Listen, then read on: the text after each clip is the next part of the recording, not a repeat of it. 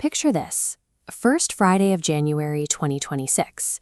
You open your payroll portal at work, bump your 401k catch-up contribution back up, and hit save. You are over 50, you earned a great year, and the math has worked the same way for a decade. You expect the exact same comfortable little tax deduction to show up in April. Except this year, something is off. Your paycheck is a little lighter. And when April rolls around, your tax bill is surprisingly higher, even though you haven't changed a single habit. A line of code at your record keeper, triggered by the Secure 2.0 Act, has quietly looked at a single number on your previous W-2, flipped a switch, and routed your catch-up money into an after-tax account. And nobody at HR is going to call to warn you about it. The federal government has rewired the plumbing of your retirement plan. What used to be an automatic tax break is now an immediate, unannounced financial sting for most high earners. This animation shows the baseline mechanics of a catch-up contribution. For 2026, you have your standard $24,500 limit. Once you turn 50, the IRS lets you stack an extra $8,000 directly on top of it. But starting January 1st, a new trigger kicks in.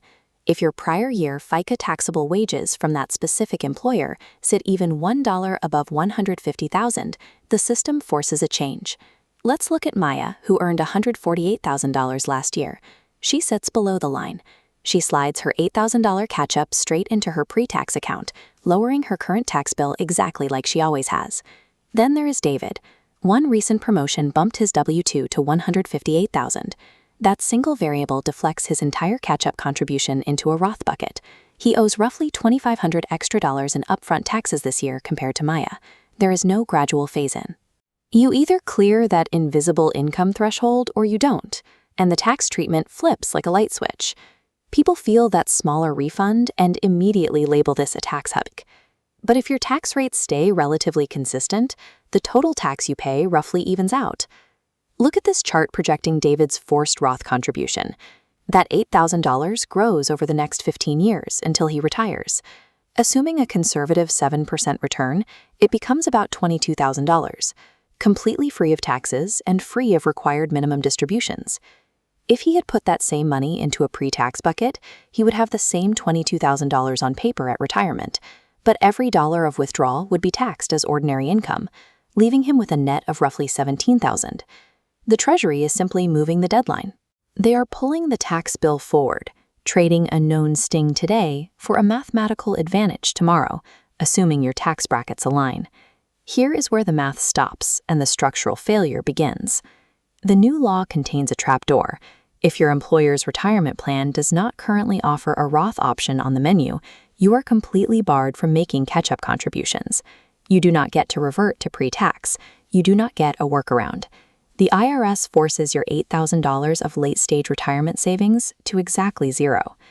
To diagnose if you are caught in this, you need to pull your previous year's W-2 and look at Box 3. This Social Security wages line is the cleanest proxy for the number the rule actually uses.